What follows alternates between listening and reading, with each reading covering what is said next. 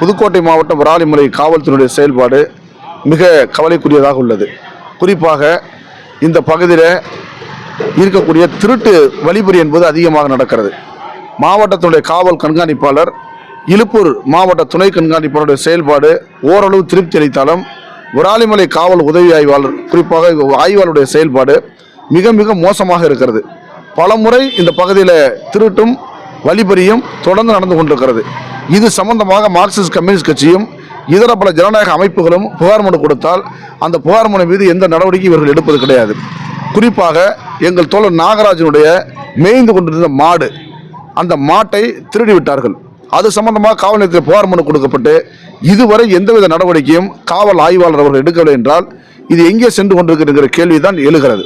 பட்டியலில் அருந்ததிய மக்கள் குடியிருப்பதற்கு வீடு இல்லாமல் இருக்கிறார்கள். அவர்களுக்கு வீட்டுமனை கேட்டு மார்க்சிஸ்ட் கம்யூனிஸ்ட் கட்சி உள்ளிட்ட இடதுசாரி அமைப்பு பல போராட்டம் நடத்துகிறோம். இப்போது வருவாய்த்துறை அவர்களுக்கு செவல்பட்டியிலேயே அவர்களுக்கு இருப்பதற்கு இடம் ஒதுக்குவதற்கான வருவாய்த்துறை நடைமுறை ஏற்பாடு செய்கின்ற போது எந்த இடத்தில் தாசில்தாரும் அங்குள்ள வருவாய்த்துறை பட்டா கொடுக்க போகிறோம் என்று சொன்னார்களோ அந்த இடத்தை தனிநபர் ஆக்கிரமிப்பு என்பது இப்போது நடக்கிறது. அப்படி என்று சொன்னால் அதன் மீது ஒரு உறுதியான நடவடிக்கை என்பது இல்லை. அருந்ததிய மக்களுடைய கோரிக்கை என்பது இதுவரை நிறைவேற்றப்படாமல் இருக்கிறது. அதே போல மலம்பட்டியில் பல ஆண்டுகளாக மக்கள் குடியிருக்கிறார்கள். அந்த மக்களுக்கு பட்டா என்பது நிலுவையில் இருக்கிறது. வீடு கட்டி குடியிருக்கிறார்கள். காலனி வீடுகள், அரசாங்கம் கட்டி கொடுத்த காலனி வீடுகள் இருக்கிறது.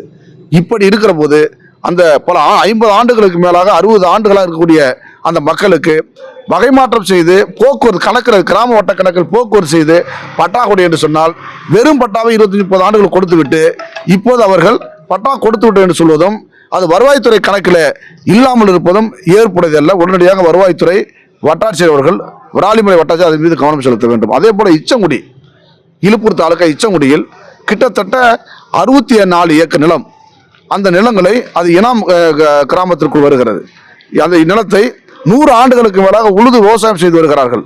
அந்த இடத்தை ஒவ்வொரு ஆண்டும் பார சாகுபடி என்கிற அடிப்படையில் சம்பந்தப்பட்ட நில உடைமையாளருக்கு ஒவ்வொரு ஆண்டும் விளைவதில் 3இல் 1 பங்கு என்கிற முறையில் அவர்களுக்கு நெல்லோ மற்ற இதர பல தானியங்களோ கொடுக்கப்படுகிறது. விளைவித்த அந்த வயலில் விளைவித்த நெல்லை. ஆனால் இதுவரை அவர்களுக்கு உழவுடைய பட்டா கேட்டு பல முயற்சிகள் எடுத்து கிடைக்கவில்லை. இப்போ நில உடைமையாளர் என்ன செய்கிறான்னு சொன்னால் 100 ஆண்டுகள் கணக்கெடுக்காமல், 100 ஆண்டுகள் உழவு செய்த கணக்கில் எடுக்காமல் எப்படியாவது அந்த இடத்தை அபகரிக்க வேண்டும் என்கிற நோக்கத்தோடு அவர்கள் ரியல் எஸ்டேட் செய்வதற்கான முயற்சியை விவசாயிகளை புறக்கணித்து விவசாய என்ற நிலங்களிலிருந்து அவரை வெளியேற்றிவிட்டு எப்படியாவது நிலத்தை அபகரிக்க வேண்டும் என்று அந்த நில உடைமையாளர் முயற்சி செய்கிறார். அதற்கு கிராம நிர்வாக அலுவலரும் அல்லது வட்டாட்சியரும் துணை போகக்கூடாது.